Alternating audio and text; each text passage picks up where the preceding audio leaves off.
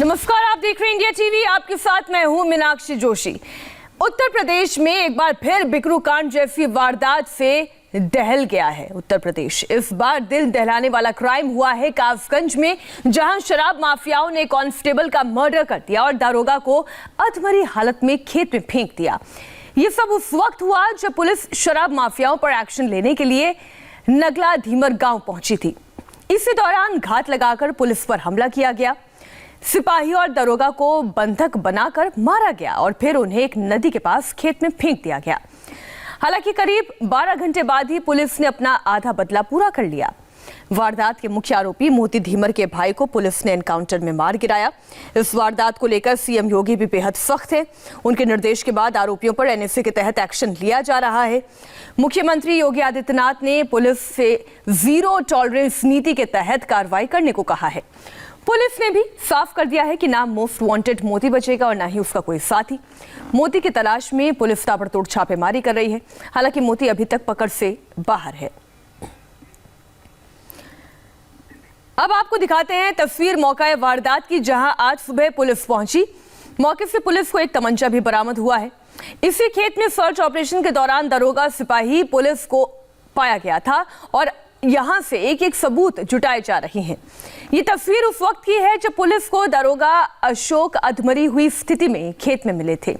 दो पुलिस वाले उन्हें कंधे पर उठाकर किसी तरह अस्पताल ले गए। शराब माफियाओं ने दरोगा को बहुत ज्यादा पीटा और फिर अधमरी हालत में खेत में फेंक दिया। पुलिस ने साफ कर दिया है कि कोई भी आरोपी बचेगा नहीं।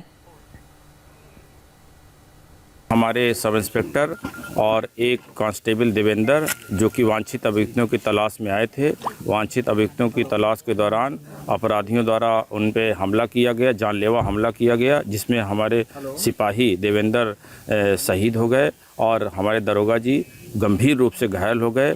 घायल दरोगा जी को अलीगढ़ में इलाज के लिए भेजा गया, जो कि गंभीर अवस्था में है, और उनके द्वारा नामजद तहरीर दी गई थी, जिसमें मोती सना भूबलाल, एहलकार सना भूबलाल नगला धीमर के, जिसमें एक बदमाश से प्रातः मुठभेड़ हुई। उस मुठभेड़ में जब उनको इलाज के लिए सीएससी ले जाया गया एहलकार को, तो डॉक्टरों द्वारा उनको मृत घोषित कर दिया गया है।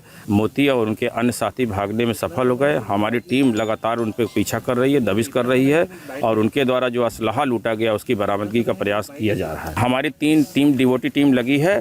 100% गिरफ्तारी अभियुक्तों की होगी और हमारे दरोगा जी जैसे थोड़ा और स्वास्थ्य सही होगा और जो तथ्य बताएंगे और जो साक्ष्य प्रस्तुत करेंगे, उसके आधार पर लगातार हम दबिश देते रहेंगे और कार्रवाई करेंगे। पहले उन पर काफ़ी गंभीर कार्रवाई की गई थी। उसी कार्रवाई के दौरान ये जो अभियुक्त हैं, जिनके द्वारा ये कृत्य किया गया था, ये वांछित भी चल रहे थे, इनके खिलाफ कुर्की की भी कार्रवाई की गई थी। पुलिस इन पर लगातार दबिश और दबाव बना रही थी। इनके द्वारा तभी इस तरह घटना कारित की गई थी। पहले भी इन पर दबाव बनाया गया था, अब भी इन पर लीगल एक्शन लगातार पुलिस कर रही है और जारी रहेगा। आपको ध्यान होगा, बिकरू कांड में भी बिल्कुल ऐसा ही हुआ था।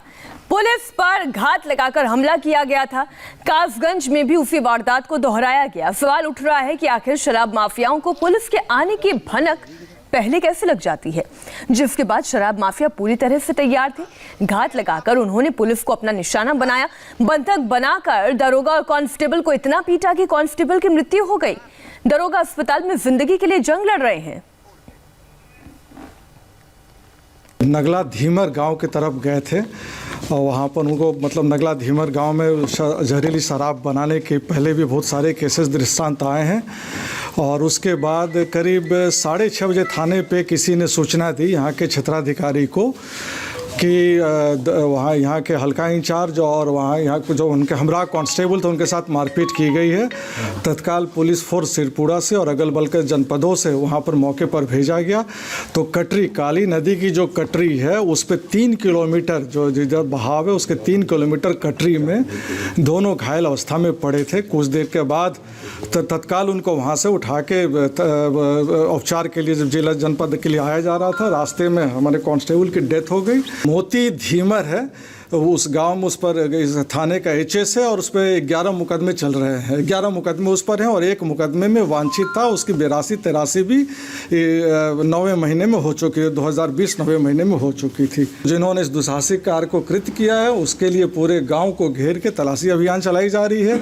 हमारे रेंज के चारों जनपदों से यहाँ पे शुराग्रस्त अच्छे इंस्पेक्टर 100 सिपाही बुला लिए गए हैं और मैं जिन्होंने इस कार्य को किया है उनकी तत्काल गिरफ्तारी की जाए।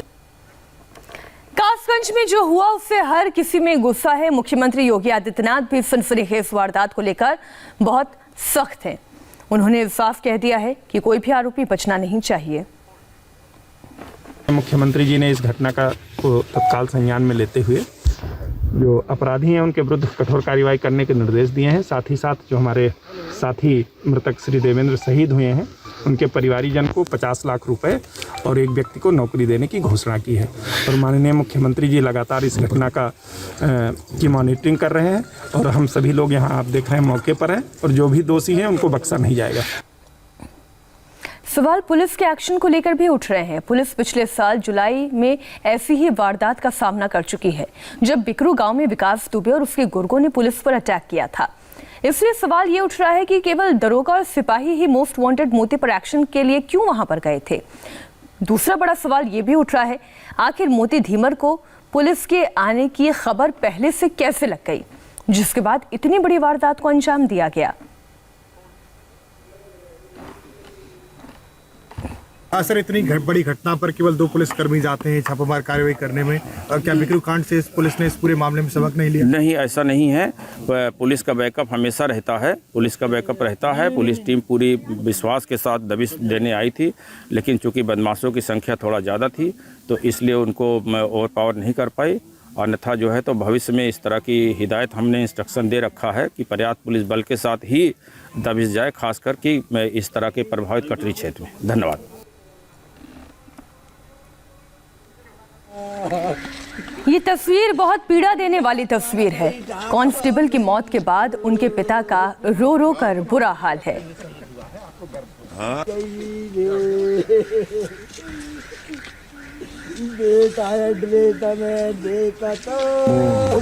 शहीद हुआ है, उसकी तो मान लो बदला लेना चाहिए। चक्का भर्ती हुआ था इसकी 15 में, शादी भई है 17 में। आपसे कोई बात हुई थी पहले? अभी हाल फिलहाल में एक कल कोई बात नहीं हुई है, किसी से नहीं हुई है। कल तो परसों बात हुई। परसों हुई। क्या कहा था? परसों हुई थी ये एसओ साहब इनके संग रोहिणी की माँ खत्म हो गई थी, माँ खनौली, वहाँ साथ गया था, उसके लौटते समय। और इस वक्त हमारे सहयोगी रुचि कुमार जुड़ गई हैं इस खबर पर। रुचि, अभी तक मोती धीमर के बारे में क्या कुछ जानकारी जुटा पाई है पुलिस? वो कहाँ छिपा हो सकता है, क्या फोर्सेस बता रहे हैं? देखिए, पुलिस का ये कहना है कि आसपास के जो ज़िले हैं वहाँ से सारी टीम्स पुलिस की बुला ली गई हैं और सभी मोती को ढूंढने में लगी हुई हैं। जो गांव है उसके आसपास सब पुलिस ने घेरा डाला हुआ है और मोती कहाँ कहाँ भाग सकता है वो सारे ठिकानों पर पुलिस की टीम पहुँच चुकी है, लेकिन मोती अभी पुलिस के हाथ में नहीं आया है। इस पूरे मामले में 6 लोगों के खिलाफ मीनाक्षी FIR हुई है, जिसमें से एक मोती का भाई मुठभेड़ में मारा गया है और बाकी 5 की पुलिस तलाश कर रही है। लेकिन सबसे ज़्यादा तलाश मोती की है, जो मुख्य आरोपी है इस पूरे कांड का, जिसमें एक सिपाही की जान चली गई है और दरोगा अपनी जान के लिए अस्पताल में लड़ाई लड़ रहा है। मीनाक्षी, रुचि, बड़ी हैरानी होती है इस बात को लेकर कि अगर कोई बड़ी पुलिसिया कार्रवाई होने जा रही है तो केवल एक कांस्टेबल और एक सिपाही जाकर ये कार्रवाई कर रहे हैं। टीम, बैकअप टीम का। जी हाँ, बिल्कुल। जी, रुचि, अपनी बात रखिए। जी, ये सबके मन में यही सवाल है कि जो अपराधी जिसके ऊपर 11 मुकदमे पहले से दर्ज थे, जो इलाके में बदनाम था अपनी बदमाशी के लिए, जो शराब का अवैध कारोबार करता था, उसको पकड़ने के लिए आखिर 2 ही लोग क्यों गए? तो ये सवाल हमने भी पुलिस के आला अफसरों से पूछा, लेकिन कल देर रात तक पुलिस का ये कहना था कि एक वारंट वहाँ पे तामील कराने के लिए पुलिस वाले गए थे। तो आमतौर पे जब वारंट तामील कराने जाते हैं तो 2 ही लोग जाते हैं, लेकिन अब ये पुलिस कह रही है कि वो बदमाशों को पकड़ने गए थे। पुलिस कह रही है कि पीछे बैकअप टीम थी। तो किस तरह से पुलिस ने वहाँ कार्रवाई की, उस पर ज़रूर सवाल उठ रहे हैं और इलाके की जो पुलिस है उस पर ज़रूर सवाल उठ रहे हैं कि बदमाशों के हौसले आखिर इतने बुलंद कैसे हो गए। दरअसल रुचि, पुलिस वालों पर इस हमला बात का भी है कि क्या कोई घर का ही भेदी है जो पहले से ये इन्फॉर्मेशन पहुंचा रहा है कि ये नोटिस तामील कराने के लिए आपके पास 2 पुलिस के कांस्टेबल और सिपाही पहुंचेंगे, या फिर ये भी कि घर का भेदी के अलावा ये कि जो आप कह रही हैं कि ये तंत्र इतना मजबूत हो चुका है अपराधियों का कि वो अब अपने सामने खाकी को कुछ समझता ही नहीं है। बहुत बहुत शुक्रिया पूरी जानकारी के लिए रुचि आपका। आप नजर बनाए रखें, हम आगे भी आपसे अपडेट लेते रहेंगे। हमें रुकना होगा एक छोटे से ब्रेक के लिए, लेकिन उससे पहले आपको बता दें कि आज सुबह आपके लिए इंडिया टीवी पर क्या खास है।